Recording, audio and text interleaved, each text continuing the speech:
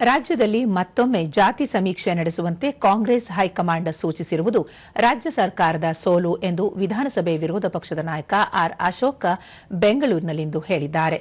ರಾಜ್ಯ ಸರ್ಕಾರಕ್ಕೆ ನಿಜವಾಗಿಯೂ ಬದ್ಧತೆ, ಪ್ರಾಮಾಣಿಕತೆ ಇದ್ದರೆ ಸಮೀಕ್ಷೆ ಹೇಗಿರಬೇಕು ಎನ್ನುವ ಕುರಿತು ಸಾರ್ವಜನಿಕ ಚರ್ಚೆ ನಡೆಸಬೇಕು. ಜೊತೆಗೆ ಸರ್ವಪಕ್ಷಗಳ ಸಭೆ ಕರೆದು ಎಲ್ಲರ ಅಭಿಪ್ರಾಯ ಆಲಿಸಿ ಸಮಗ್ರವಾಗಿ ಸಿದ್ಧತೆಗಳನ್ನು ಮಾಡಿಕೊಂಡು ಈ ಶೈಕ್ಷಣಿಕ ವರ್ಷ ಮುಗಿದ ಬಳಿಕವಷ್ಟೇ ಶಿಕ್ಷಕರನ್ನು ಬಳಸಿಕೊಂಡು ಸಮೀಕ್ಷೆ ನಡೆಸಬೇಕು. ಇದು ರಾಜ್ಯದ ಹಿತದೃಷ್ಟಿಯಿಂದ ಅತ್ಯವಶ್ಯ ಎಂದು ಹೇಳಿದರು.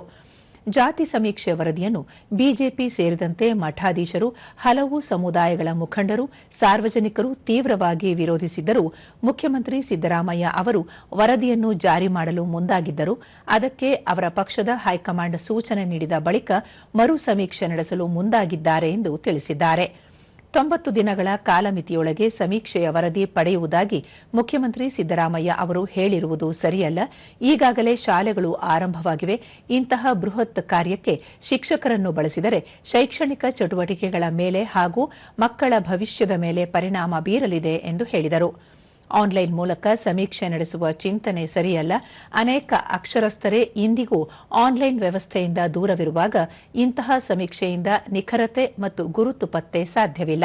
ಈ ಮುಂಚೆ ಸಮೀಕ್ಷೆಗಾಗಿ ಬಳಸಿದ್ದ 160 ಕೋಟಿ ರೂಪಾಯಿ ವ್ಯರ್ಥವಾಗಿದ್ದು ಮರು ಸಮೀಕ್ಷೆ ನಡೆಸಲು ಹಣವಿಲ್ಲ.